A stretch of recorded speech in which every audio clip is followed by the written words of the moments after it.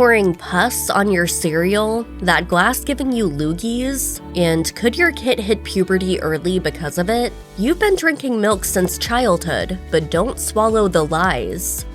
We've probably all been told this as children. Drinking milk builds strong bones. And there's truth in that, since milk contains calcium, which is commonly linked with promoting healthy bones and teeth. We all need a certain level of calcium in our bodies, depending on our age and sex. Whole milk contains calcium, but it's by no means the only source of the beneficial mineral. And we are not just talking about other dairy products such as cheese and yogurt. Leafy greens are also a great source of calcium. For instance, 1 cup of cooked collard greens provides 269 milligrams of calcium, while a cup of cooked spinach offers 245 milligrams, and a cup of cooked kale supplies 177 milligrams. For comparison, a cup of 1% fat milk comes with 305 milligrams of calcium. Some other calcium-rich foods include sardines, tofu, black beans, and almonds. While we definitely need calcium for bone growth and better bone density, some research suggests that drinking too much milk can actually have a detrimental effect on our health. According to one study published in the British Medical Journal, drinking more than 3 glasses of milk a day can actually increase the risk of fractures and death. Humans need calcium to grow and maintain healthy bones. And it's true that kids between 9 and 18 years of age require the greatest amount of calcium, 1,300 milligrams. This recommended daily calcium intake decreases to 1,000 milligrams for adults between 19 and 50 years of age. Many say that the importance of milk consumption among children has been overhyped. According to the Physicians Committee for Responsible Medicine, babies don't need any form of milk once they have transitioned from breast milk or formula. One study published in Pediatrics has gone so far as to establish a connection between childhood milk consumption and colic. This being said, milk is an amazing source of calcium, protein, and vitamins. However, these nutrients can also be easily found in other food sources, such as beans, leafy greens, and nuts.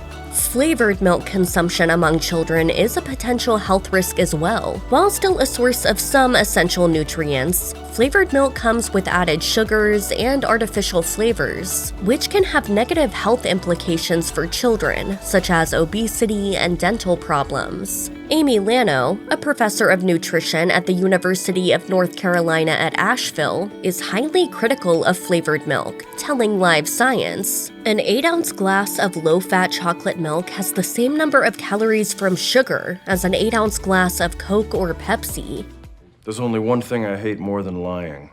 Skim milk, which is water that's lying about being milk. Also sometimes called fat-free or non-fat milk, skim milk has had its fat content completely removed. To put things in perspective, whole milk is around 3.5% fat, and reduced fat milk is around 2%. For the case of reduced fat milk, the manufacturing process involves separating out the cream, but some of the fat is then added back into the mix. Since whole milk is thicker and whiter in appearance than milk that has had its fat stripped or reduced, it's easy to assume that the lighter milk versions are just watered-down whole milk. This, however, couldn't be further from the truth. Skim milk contains exactly the same nutrients as whole milk, minus the fat. And while whole milk has approximately 150 calories per 8-ounce glass, for skim milk, this number stands at 80 calories per glass. Meanwhile, low-fat milk has around 120 calories per glass. Milk is murder! Cheese is genocide! All milk contains trace amounts of bovine growth hormone, or BGH, which is also referred to as bovine somatotropin, or BST. This is because BGH is naturally produced by cattle to regulate various physical processes, including milk production. Some farmers use a synthetic replica of this hormone called recombinant bovine somatotropin, or RBST, to increase milk production on their farms.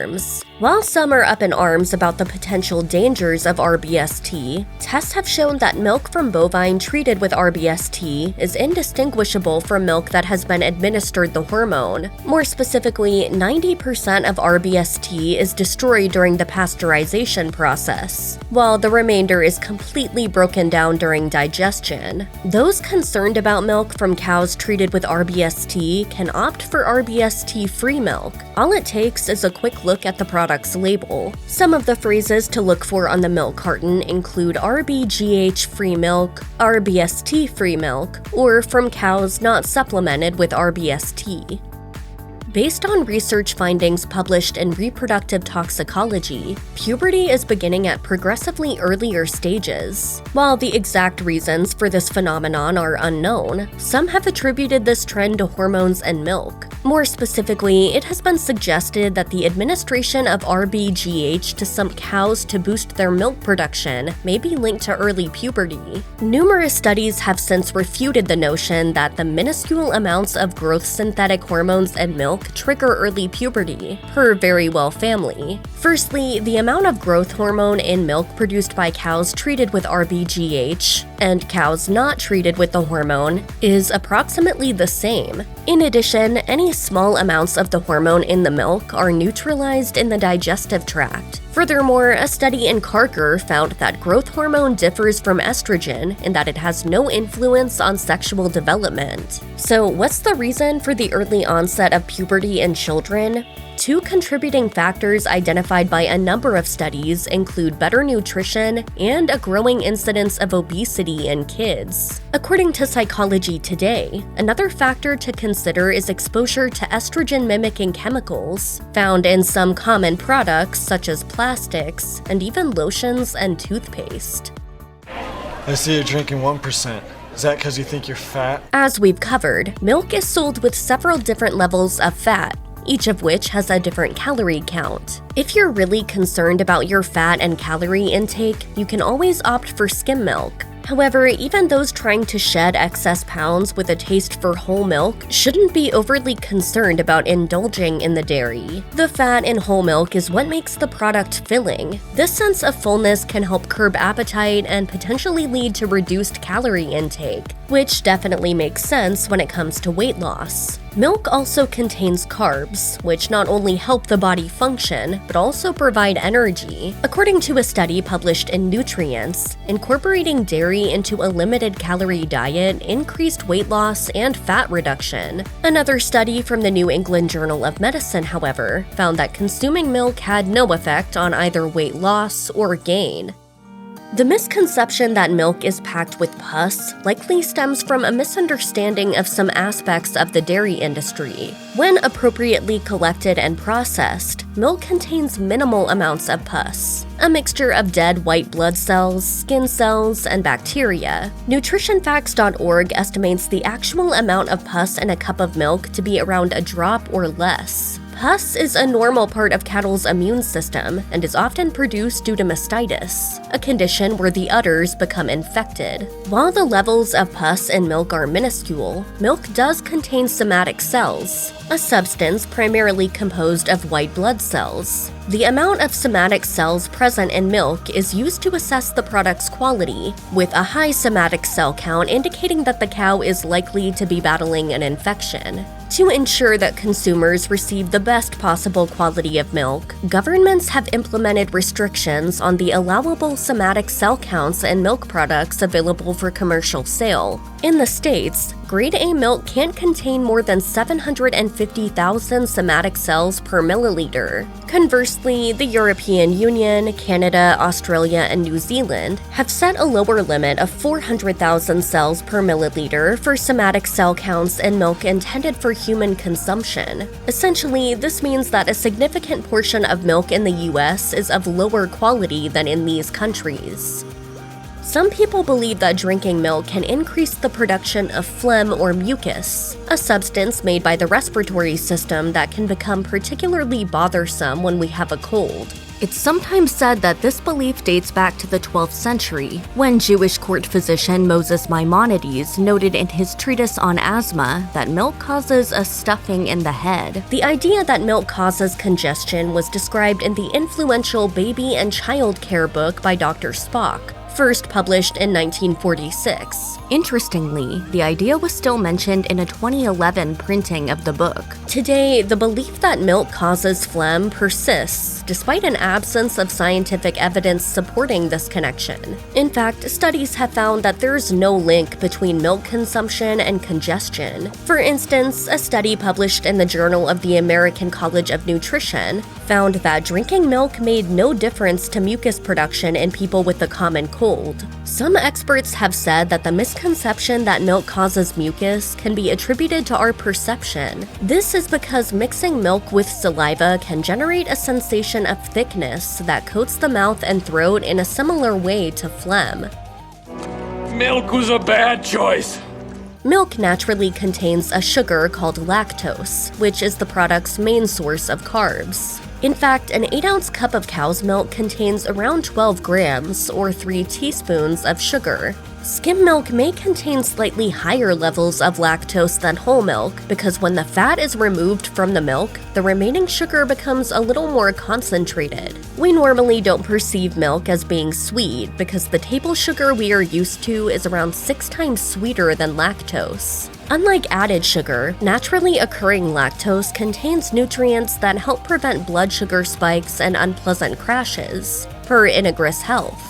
This is because milk also contains protein, which requires more time to break down and mitigates sudden spikes in blood sugar levels. Additionally, our bodies convert lactose into glucose and glycogen, providing us with the energy needed for our daily activities. Conversely, other types of milk such as rice, soy, or almond milk usually contain added sugar to enhance their flavor and make them taste sweeter. The same applies to flavored milk, which is often sweetened with added sugar. The misconception that milk may contain antibiotics stems from a misunderstanding of the milk production processes and regulations. In fact, milk stands as one of the most rigorously regulated food products available. Just like humans, cows that fall ill are given antibiotics. However, these medications can only be prescribed by a licensed vet. Furthermore, sick cows are isolated from the rest of the herd during treatment, and they can only rejoin the herd once they have fully recovered, and the antibiotics have completely cleared from their systems. To ensure it's completely antibiotic-free, all milk is tested 3 times before being cleared for consumption. Firstly, dairy farmers test their milk for traces of antibiotic residue directly at the dairy farms. The second test is conducted by the driver of the tanker that picks up the milk. Finally, the third test takes place at the processing plant. This test not only looks for antibiotic residue, but also other factors such as milk fat and protein content. If the milk fails to meet the required standards, the entire tanker of the contaminated product is discarded, without the farmer receiving any compensation. According to the National Milk Drug Residue Database, in 2021, only 451 out of nearly 4 million tested shipments of milk came back positive for drug residue.